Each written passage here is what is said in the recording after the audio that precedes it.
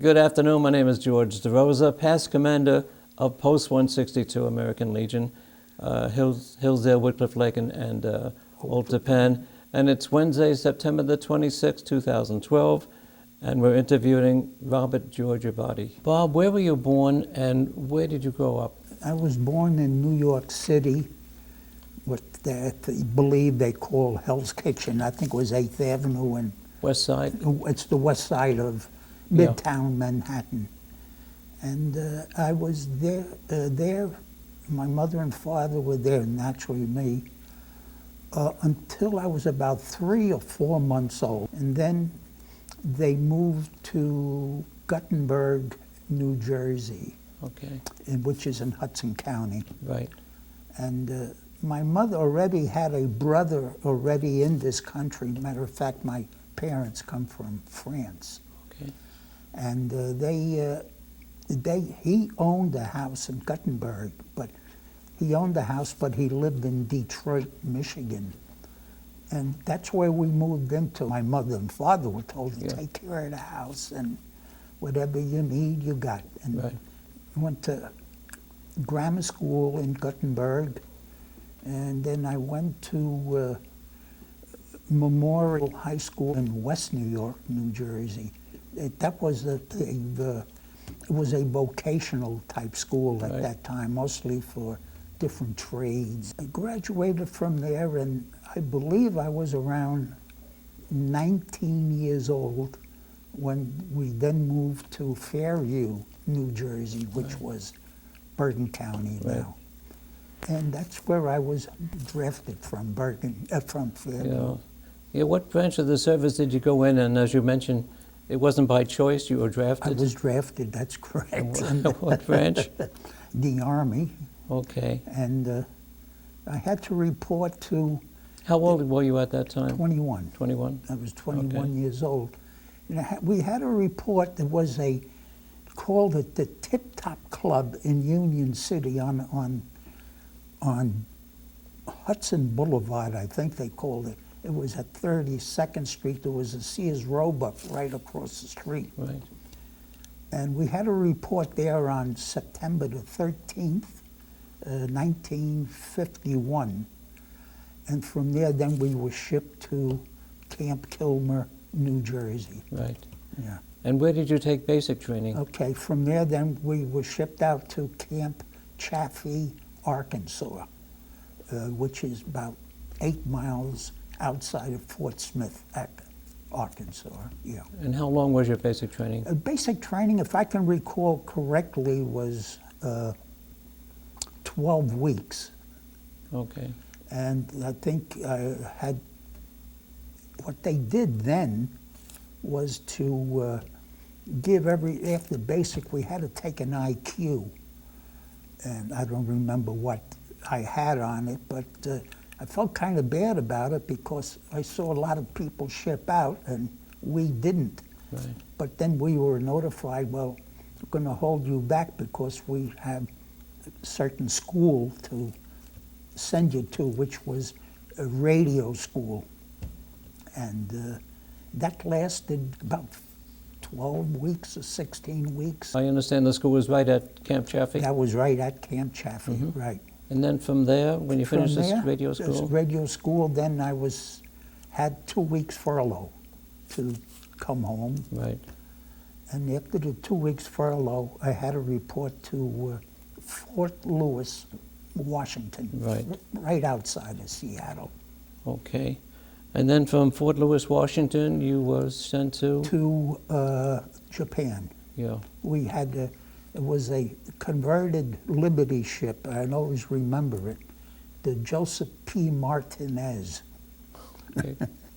And the funniest part about it, on the ship hold, there was 50,000 cases of Ballantine beer on it, which we could never get to. Yeah, the Navy is pretty strict on alcohol. And, we left Seattle. We had to stop in Nome, Alaska, to let off some certain men. Then Hawaii, some certain men got off there, and our stop was at Japan. It went to Yokohama. And when in Yokohama? And what did you do there? Yokohama, we were then assigned to Korea, Japan, which was a city on the mainland, and there was an island off the mainland called Itajima. It's not, don't get it confused with Right. the other Right. from World War II. And that was a converted, it was a Japanese Annapolis at the time of the war, and was taken over by the U.S. government. And we had to go to school, back to school for further training of radio Right. school. And that lasted about 14 weeks, I guess. And you mentioned that you guys were well treated. We were very well treated, especially there. They had quite a few different Japanese employees, you know. And the best part, I think, was the one part where I found so odd, but it cost us 50 cents a month to pull KP, and if you donated the 50 cents a month to some of these people, you didn't have KP, and they washed all the pots and the pans. So Yeah. it was quite interesting. Bob, this was 1951, and And this went into 52. 52. Right. Mm. Now, World War II ended in Japan 1945 when they 19 surrendered Yeah, to the Americans. right. Was there any sense, animosity or ill feelings between the Japanese and the Americans? I didn't feel any because when after we were shipped to Korea, we had what we called R&R, rest and recuperation, for 5 days, and that we were sent to Osaka, Japan. Okay. And I believe when we were traveling around, I think I had told you this at one time, the people were very friendly. On the train, if we were lost, they would, can I help you? You do? I found no animosity, and it would seem kind of strange after, you know, so many years after the bomb was dropped, Yeah. but I didn't find any, George. And you mentioned the Army gave all of you guys a book on Japanese culture. Yes, oh, that was almost like a requirement, you know, Yeah. you know, you know, a lot of these people, when they meet you, they greet you and they bow and stuff like that. So, in other words, you're in their country, try and do what they do as Right. priority, actually, you know. Okay. Yeah, but some things always go astray at times. But Yeah. on the And following Japan, where did you go then? okay, then that's where we shipped to Korea from there. Okay. And I believe that we landed at Busan. And you said that was near Seoul? Yes, Korea is a peninsula. It was the southern part, and from there we were shipped by truck to the forward. We found out who we were assigned to, Right. and this was the 45th Infantry Division. Okay. And from there, we were shipped up on line, you know, or to the rear part first, and then taken from there. And you mentioned that was the 279th Regiment Combat? Yeah, we were the 279th Regimental Combat Team, Okay. yeah, which we supplied, you know, more or less the operators for different infantry engagements, you know, mostly what I didn't, only once or twice, encountered reconnaissance, you know, patrols and stuff like that. But some of the men were assigned to calling in airstrikes and forward observers, artillery, whatever the case Right. may be. And if I were to mention Heartbreak Ridge and Hill 416, what does that mean? That's what Heartbreak Ridge was, a battle that occurred before I got there, but it was basically, you know, stabilized when we were there. But always at times, we were under fire. It always happened, you know, either artillery fire or Right. mortar. And I'll tell you, they were very, very accurate with mortar fire. If the first two didn't get you, the third one probably would, you know. And as a radio operator, you mentioned that they had radios mounted on a a Like- 2-ton or 4-ton? Yeah, on the three-quarter ton trucks. Three-quarter ton, Yeah, okay. and these trucks, we used to put them into higher hill for reconnaissance, you know, Okay. and I guess then to try to, you know, get more information on it. And you also would have, at times, a radio backpack and Yeah. handheld radios? That was more or less for on reconnaissance patrols, yes. Okay. And as far as armament that you carried, what did you... I had a not the M1, the carbine, the 30 caliber carbine. We had the M1 at first, but that was taken away from us because those things were so heavy. And then also a 45 pistol, you know, the side pack. All right. You mentioned that these guns were kind of left over from World War II. Were they in good condition? Or? They were in good condition, you know, but I can remember seeing C rations from World War II yet in Korea. So, but no, as far as the equipment itself, you know, like you know, armament, that was first class, you know. Okay. Towards the north, it got pretty cold. How cold did it get? I would say it got roughly around 24 degrees, not below zero, but you know, below freezing. It was pretty cold at night. Okay. I remember well because we got to be quite cold when some men with frostbite when we started to. They issued us, we called them Mickey Mouse boots. They were beautiful. I mean, you could take them off and your feet would steam, but they were well insulated, but you had to be careful if you stepped on something and punctured it, you know. Yeah. You'd need another pair of boots, but that was one good thing. It was, you know, they were clumsy, but they kept your feet warm. You mentioned that you were like 3 miles south of the 38th parallel. What's the significance of the 38th parallel? Well, today it's, as of today, still the 38, the demilitarized zone, they call it the DMZ. And today it still is. And what we have about 30,000 men still there, on one side and, and the other on the other. What decorations, medals, or commendations did you earn? Well, the blue badge, which was called a combat infantry badge, the commendation medal for exemplary service with the training of some men, and then I had two of the medals of, I can't remember the name of them, but they were on my DD-214. Right. So there was 1, 2, 3, 4, yeah. And you mentioned the what we call United Nations Service Medal, United Nations Defense. You know, United there was Nations another Defense. medal too that I didn't. They used to call it the Sigmund Rhee Medal. He was the president of something of South Korea at the time, but I'm not too sure about that. And what was the highest rank that you achieved?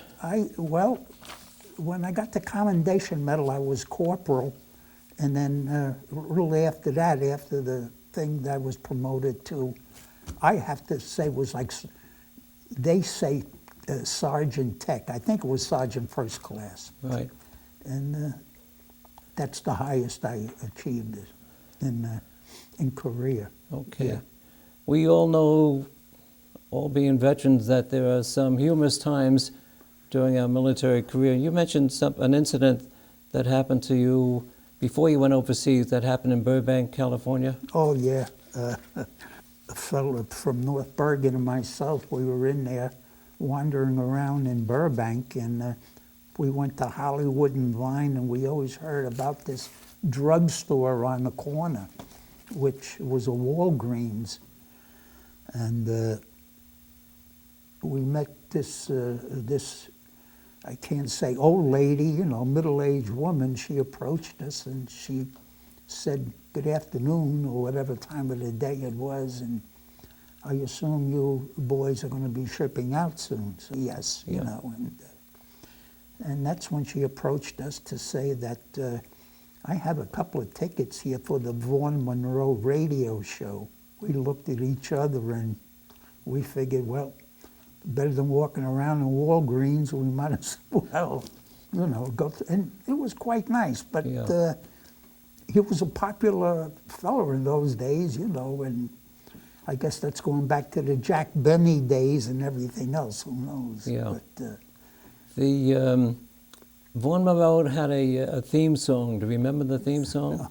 yeah, what was it? Bracing with the Moon? Yeah.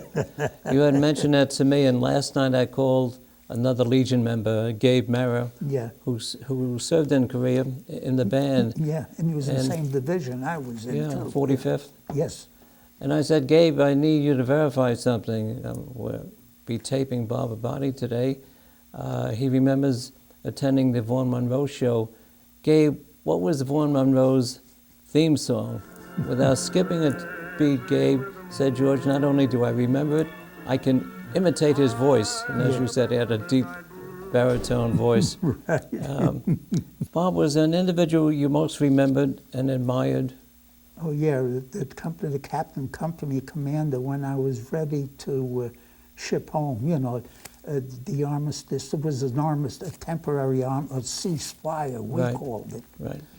And I was getting ready to ship home, and he had mentioned to me, would you, like to re-up, And I says, well, I don't think so, but he says, I think I can get you to go to OCS school, which was Officers Candidate School. Right. And well, I told him I had to think about it. Of course, he came back home also on the same boat. Mm-hmm. But once I got to Seattle, George, being home, and I thought about it, I decided not to do it, But there's a thinking later on, maybe I did the right thing because I think this was 1953, and the Vietnam War, I guess, was About 4 or 5 years after that. was yeah. in the 60s or 59, I'm not sure. Yeah. And that would have maybe brought me into it too there, I don't know. Yeah. But You also mentioned that when you would go out on these patrols, there was a certain risk involved, and you said you remembered what he told you. to actually be alert, and especially when we were coming back in, they always would try and get infiltrators that try to come back in with you, to be on the alert. But that was, you had to, I feel, you had to think more or less of your buddies and yourself, and it was camaraderie, Yes. It worked out, in my case, it worked out fine, and I was with a bunch of good people. And he emphasized, just remember what you learned in your training, and you said that kind of eased the pit in your stomach. That's right. We were lucky I only did about 2 of them, the patrols, because we were quite a few of us, so, others would go out when needed and this and that. So you weren't always constantly out there, You said there was a 30-day on, 30-day off? Yeah. How did that work? We had a part where you're 30 days on the line, and you would be rotated to the rear, not too far back for 30 days, but we'd be the guards for the prisoner of war camps there. I think every veteran, when they hear the word Zippo lighter, Oh. because it was in every branch of the service, but you remembered an incident with a Zippo lighter? I didn't know the gentleman, but if you recall years and years ago in the service, there was a newspaper called Stars and Stripes, Yeah. if you recall. We had it in the Army, I know it. There was an article about it. One of the